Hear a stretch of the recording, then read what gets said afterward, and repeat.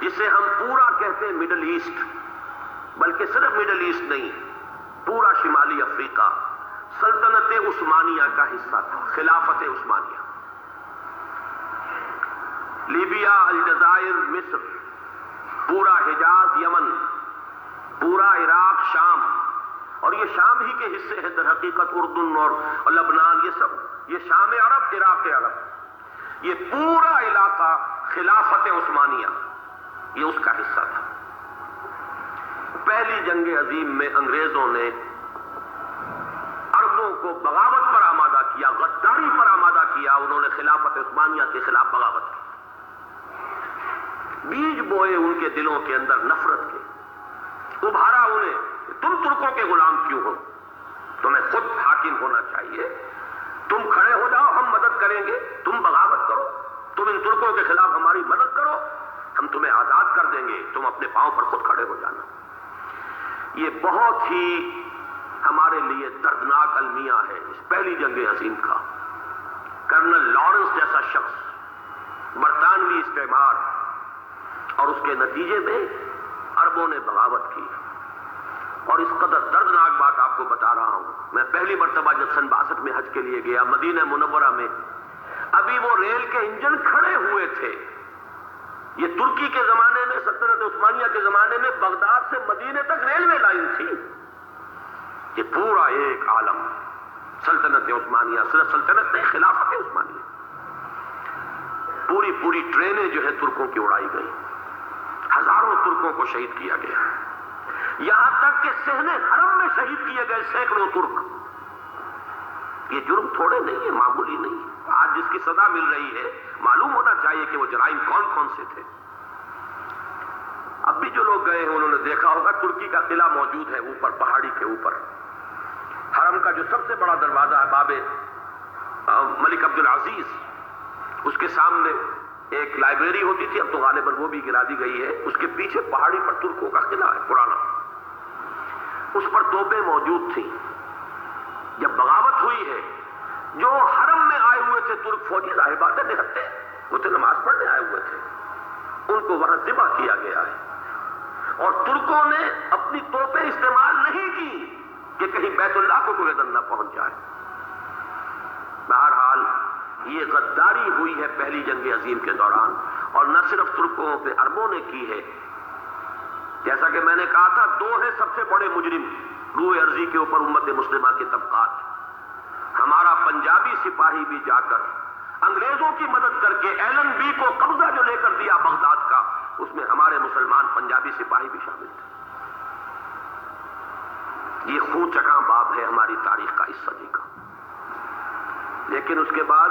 سلطنت عثمانیہ کے ٹکڑے ہو گئے، چیتھڑے ہو گئے۔ ایک انگریز نے لکھا ہے یہ جملہ، زہر میں بجھا ہوا جملہ،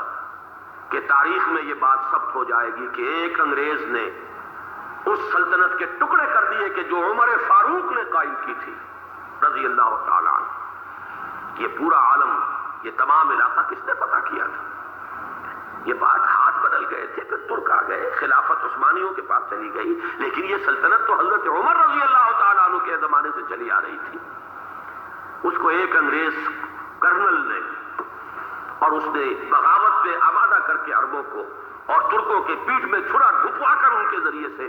اور ٹکڑے کر دیے۔ لیکن جب جنگ ختم ہوئی، اب انہوں نے کہا کہ اب ہمیں آزادی دیجیے، تو اب انہیں معلوم ہوا کہ غداروں کو دنیا میں کیا ملتا ہے۔ ٹکڑے کر دیے گئے۔ یہ حصہ عراق یہ انگریز کے پاس رہے گا، شام کا یہ علاقہ یہ فرانسیسیوں کے پاس رہے گا، مصر پر انگریزوں کا تسلط رہے گا، لیبیا اطالویوں کے پاس رہے گا۔ لے دے کر یہ جو علاقہ تھا حجاز، چونکہ وہاں کچھ تھا ہی نہیں، بوادٍ غیر ذی زرع، یہ عربوں کے پاس چھوڑ دیا گیا۔ اس وقت جو بادشاہ ہیں شاہ حسین اردن کے، ان کے دادا سب سے بڑے غدار وہی تھے، لہذا ان کو اس علاقے کی بادشاہت دے دی گئی۔ اس کے بعد نجد سے ایک تحریک اٹھی ہے، وہ سعودی جو خاندان ہے وہ نجد سے اٹھا ہے۔ نجد میں اس وقت کچھ بھی نہیں تھا، وہ تو صرف ریت کے تودے تھے اور کچھ بھی نہیں، لہذا ادھر کسی استعماری قوت کو دیکھنے کی ضرورت ہی نہیں تھی۔ وہ تو بعد میں تیل برآمد ہوا، اس کی حیثیت ہو گئی، اور یہ امارات کا علاقہ جو ہے اس کی دنیا میں اب گویا کہ یوں سمجھیے کہ جو سب سے زیادہ اہم علاقے ہو سکتے ہیں روئے ارضی کے نقشے پر، ان میں سے ایک وہ ہو گیا، لیکن یہ اس وقت کی بات میں کر رہا ہوں، کوئی حیثیت نہیں تھی، لہٰذا اس کو چھوڑ دیا گیا۔ یہ ہے تاریخی پس منظر، یہ لکیریں جو کھینچی گئی ہیں، یہ ایک ملت اسلامیہ کو جو قومیتوں میں تقسیم کیا گیا، پھر نعرے لگوائے گئے المصر للمصریین الشام للشامیین۔ اب شامی ایک علیحدہ قوم ہو چکے ہیں، مصری ایک علیحدہ قوم ہو چکے ہیں، عراقی ایک علیحدہ قوم ہو چکے ہیں۔ یہ ساری تقسیمیں استعمار کی پیدا کرنا ہے، اس کا کوئی تعلق اسلام کے ساتھ نہیں۔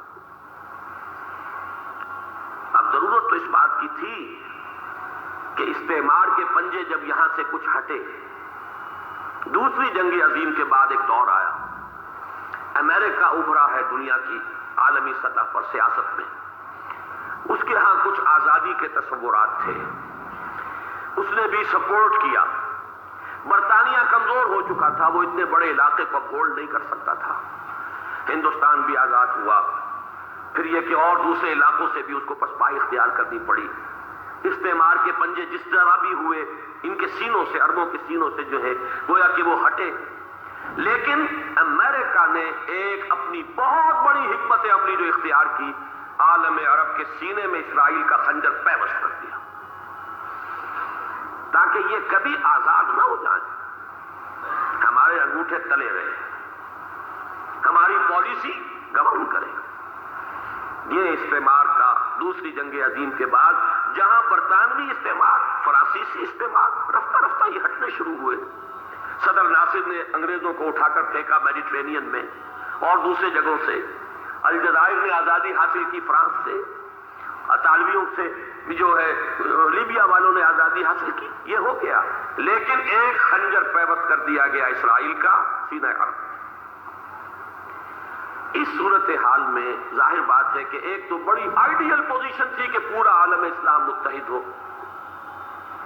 لیکن وہ تو بہت دور کا خواب معلوم ہوتا ہے۔ علامہ اقبال سے بڑا کوئی نقیب نہیں ہے ملت اسلامی کی وحدت کا، ایک ہو مسلم حرم کی پاسبانی کے لیے نیل کے ساحل سے لے کر تا بخاک کاشغر، لیکن انہیں بھی اپنے لیکچرز میں کہنا پڑا کہ اس وقت جو صورتحال ہے، پورے عالم اسلام کی ایک وحدت بن جانا تو تقریباً ناممکن نظر آ رہا ہے۔ اگر کسی طرح ایک common wealth of Muslim nations وجود میں آ جائے تو بھی بڑی کامیابی ہوگی، لیکن اس سے بھی پہلے یہ تو زیادہ آسان تھا کہ عالم عرب ایک وحدت کی شکل اختیار کر لے۔ یہ تو ایک قوم ہے،